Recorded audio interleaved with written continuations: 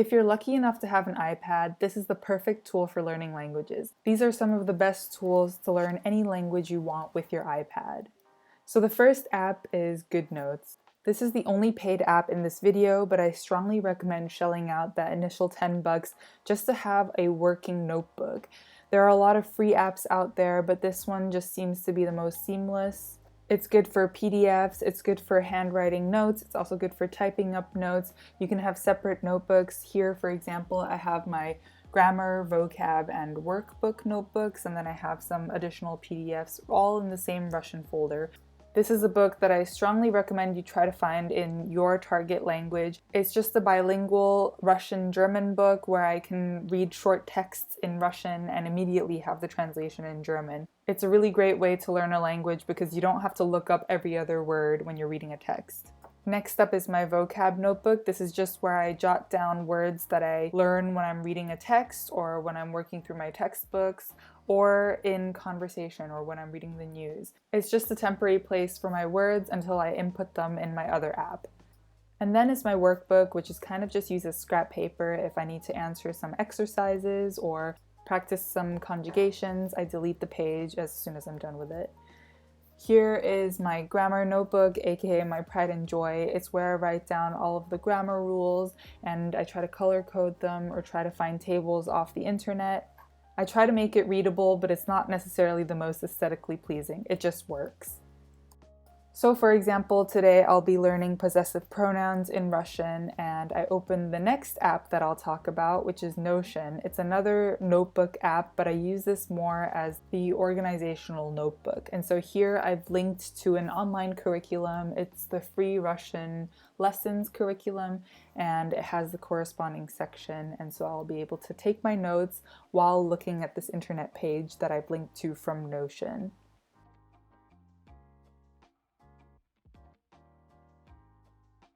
Now I'll just read through the lesson, pick out a pen, and write down the core ideas from the lesson. So in this case, possessive pronouns, I'm just going to write down the possessive pronouns so that I can review them later on. I'll also write down some examples of how to use these possessive pronouns or the most frequent uses, just so that I know where they come up most often and so that it's easier to place into context. So in this lesson, the genitive case was also mentioned, and once again, I'm just writing down the core essence of what this grammar lesson is talking about and some examples. This app has definitely been worth the investment because you can choose between dotted paper or lined paper. There are a lot of different pen colors and thicknesses to choose from, and it's just really easy to write on and to use. The barrier of entry is just so low for this app. The next app is a little more fun. It's Overcast, or really any podcast app. So far for me, Overcast has been the most user-friendly one that I've found. So grab your headphones, open up Overcast, and find the multitude of language podcasts there are out there. My favorite one for Russian so far is Slow Russian Language. It's just this amazing host who has a theme every episode, and she talks about this theme really slowly in Russian, and then you go through it sentence by sentence and she translates it for you. So it's really good to practice your listening, to learn about the culture. She also has a website where you can look at the text, and so you can also learn that way where you're reading it and listening to it and translating it all at the same time. If I'm not out and about listening to this podcast, I like to pull up the split screen and look at the text because I just feel like I remember the words more clearly this way. So sometimes I'll just copy the Russian and the English translation and just copy it into my GoodNotes notebook so that I can begin highlighting words that I want to remember.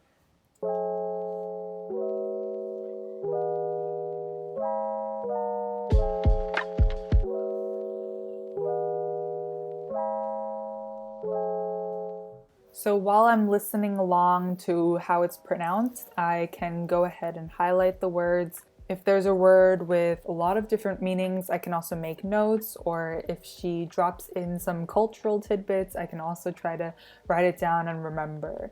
Sometimes, if I'm feeling extra motivated, I will try to copy out the whole text And this helps with remembering sentence structure or grammatical rules in context or just reviewing vocabulary. Most other times though, I'll just pull up my vocab notebook and write out the words that I've highlighted just so that I have them in one centralized place.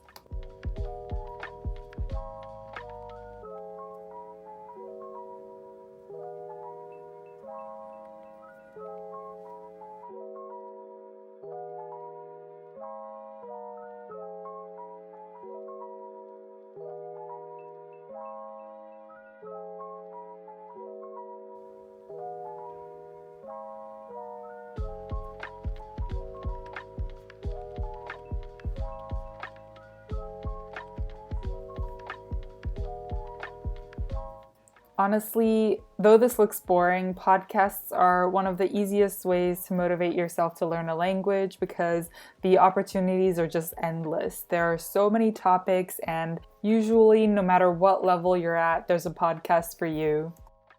But what do you do with all of that vocab that you collected?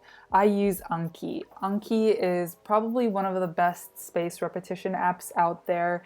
It's super easy to use. The UI is really simple. All you have to do is input the vocab that you wrote down in your vocab notebook into the Anki app. It may seem like a simple flashcard app, but the algorithm is actually optimized to get you to remember things over time and long term.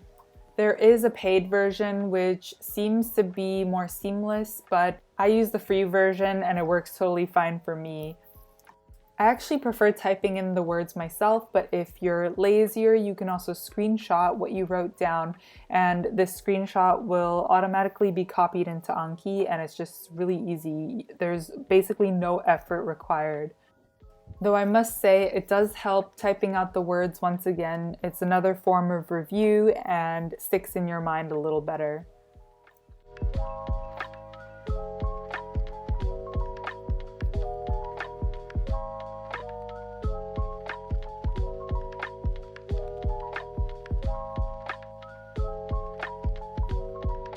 For a less customized version of Anki, you can use Memrise, which is also another great way to build your vocab. I usually go here when I want to switch things up and find some different vocab, some different topics, because Memrise actually has its own curriculum. It's also a spaced repetition app, but it comes with listening practice, flashcards, fill in the blanks, and it's just really interactive and really fun.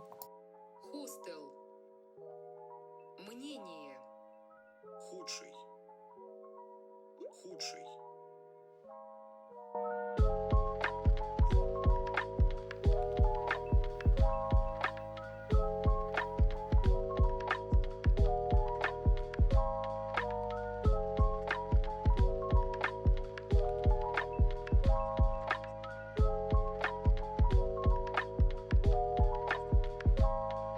You can pick from different levels or different languages. There are also some crowd-created flashcard sets that you can also practice from, and there's also a learn mode where they actually show you pictures or videos of real Russians speaking, and this goes for every language that they offer. What I also find super convenient is that there's also an offline option, so you can download it for when you're on the go and don't have access to Wi-Fi. A really weird feature that they have are these short clips with one-liners or conversations that are captioned in both English and Russian, where you can learn, I guess, in context, but they're all very strange. Less strange is this app that I call Lingyun. It's basically a dictionary, but it also provides full sentences to see how the word is used. I really like it for a lot of different languages, for German, for Chinese, for Russian, because you get to see the word in context and how it's used on the whole in different texts and different sentences. And I think that's more helpful than having just a single word direct translation.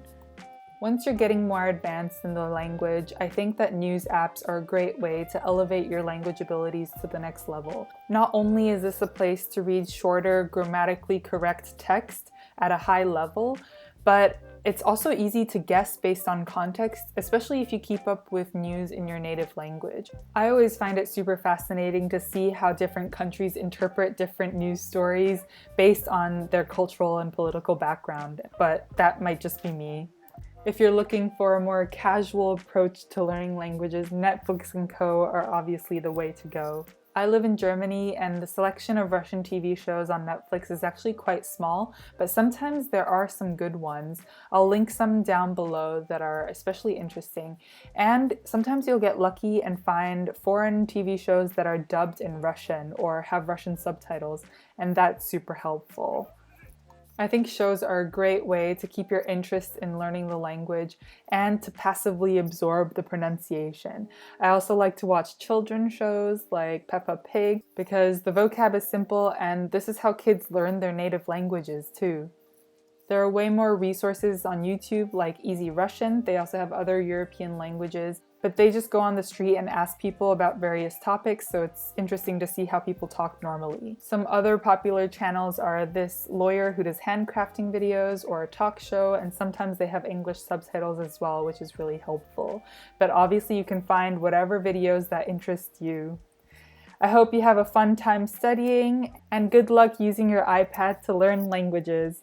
Bye!